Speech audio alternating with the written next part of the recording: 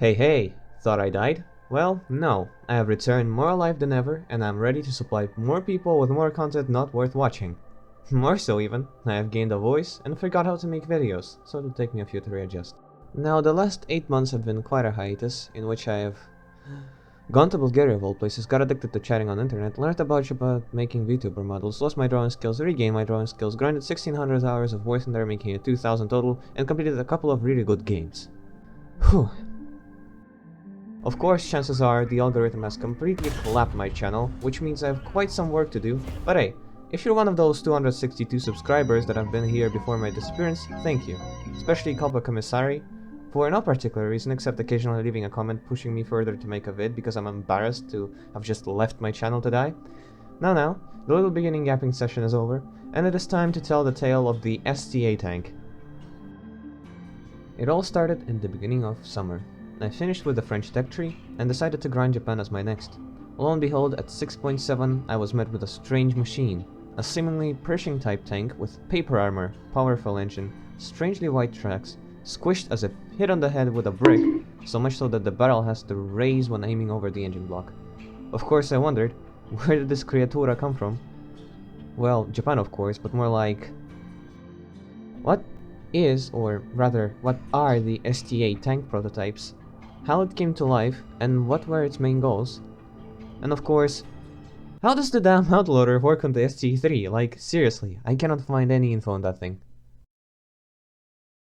In this video, I will try to answer those questions, and also show you a little bit of gameplay since, well, that's what my job is pretty much. Japan's Ground Self-Defense Force's main tank, M4, became obsolete in the 1950s. The USA at the time was already manufacturing M47s and M48s. As for the reason, the JGSDF, which I will be calling Japan's Ground Self-Defense Forces from now on just because it's a really long name, had two choices: either importing M47s or M48s from the USA, or alternatively, creating a completely domestic design. According to various sources, Japan received multiple M47s for testing, but deemed it unsuitable to adoption for service. So the choice of making their own design was settled on. As for the reason, JGSDF made most of its armored fighting vehicle transportations by trains. Therefore, the width of their tanks had to be less than 3 meters. If a tank were to exceed this width, it had the possibility of causing an accident with passages of tunnels or train intersections. Moreover, the weight of the machine had to be limited at 35 tons due to it being the maximum load of a freight train. Because the M47's width is 3.5 meters and the thing weighed 44 tons, it didn't satisfy Japan's requirements. This way, after 10 domestic designless years since 1945, the Japanese tank development was renewed once again. The main gun chosen were to be 90mm in diameter with a length of 52 caliber, being the standard at the time. Nihon Seiko, excuse me if I butcher that, was contracted with the development of this gun, trying to make it more lightweight and give it a higher muzzle velocity in comparison to its American counterpart. Following the development, Japan Steel Works was contracted with producing it. As for the power unit, hull and other general development, Mitsubishi was chosen. Before mass production, like with any other, the tank project has went through multiple prototypes, these being STA-1, STA-2, STA-3 and STA-4 respectively. The STA-1 is the first prototype built based on the requested specifications. Because the design adopted a rear-engine front-wheel drive layout, a shaft light at the bottom of the hull, making it the only quote-unquote MBT to have a front-wheel drive system. Another interesting design choice was placing the turret wing lower than the engine deck in order to keep the tank's height low and make passages in train tunnels possible. This, however, made the tank's turret incapable of rotating full 360 degrees without having to lift its gun.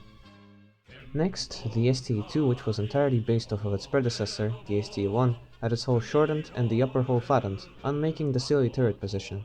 No further changes were made as far as I know. JGSDF executed a field test with these two prototypes, with large emphasis on mobility in deep mud, hilly terrain, and going off-road, due to the nature of Japan's landscape. Between the tanks, STA-2, whose mobility in those conditions was superior to its cousin, was deemed successful. The following prototype, STA-3, was built off the contest-winning STA-2. Equipped with a semi-automatic loading system, having 2 drums both containing 5 shells, totaling 10, and an AA machine gun on the top of the turret, which was planned to be operated from a remote control station, was the most complex of all 4, and my personal favorite.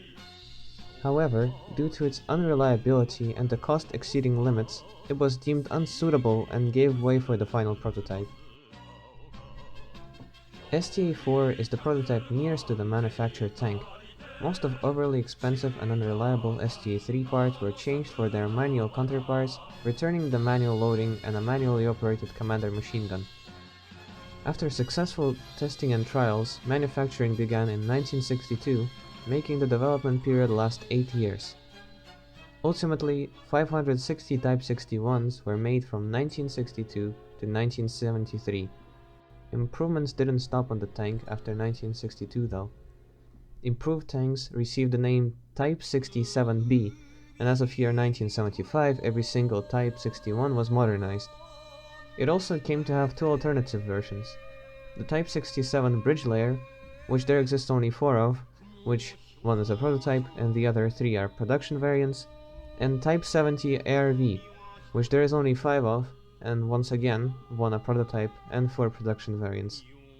Finally, old Type 61s received their much needed retirement in the year 2000.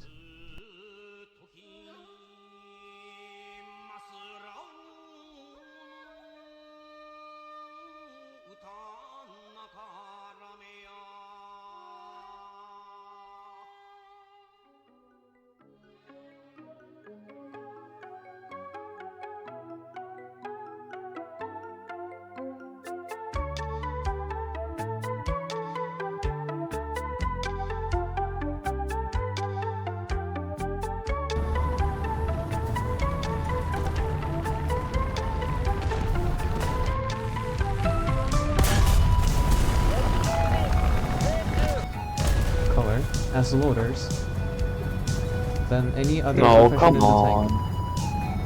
I beg, I beg. There are 2 M109 for your information, just flank them, there's 2 of them. I got 1. Oh sh!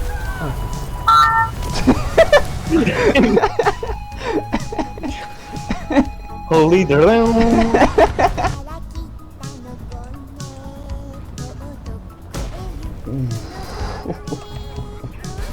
Okay, that was...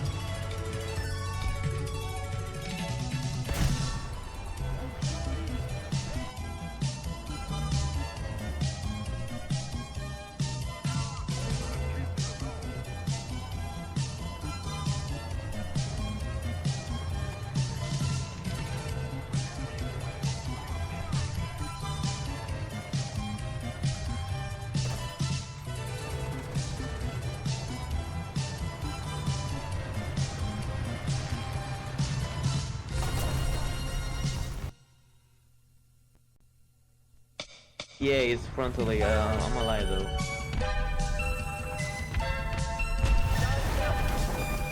I think. I'm not sure. There is one guaranteed M60. I don't know about the other. Oh, this is on my god. Okay. Now.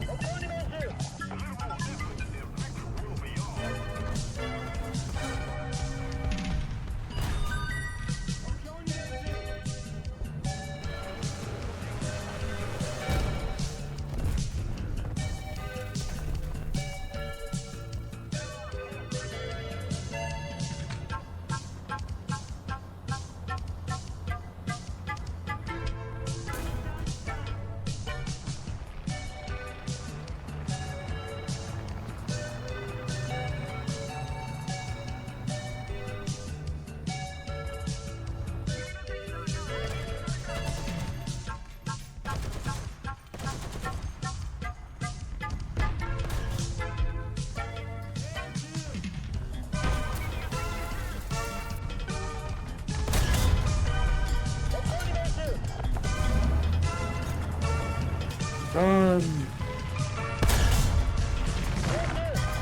Okay, now. I'll...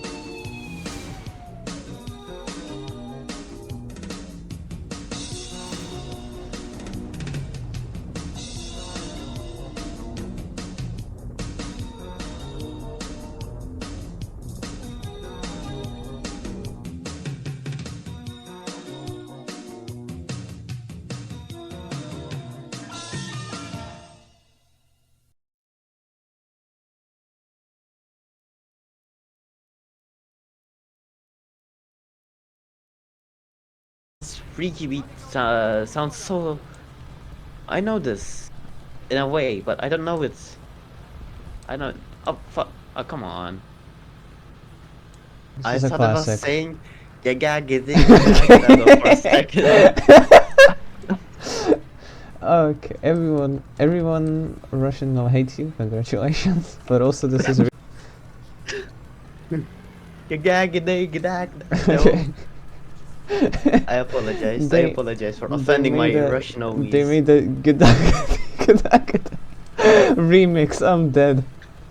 deeply unserious. Made a fucking drum and bass remix of Gidagadic. Gag, fucking gag,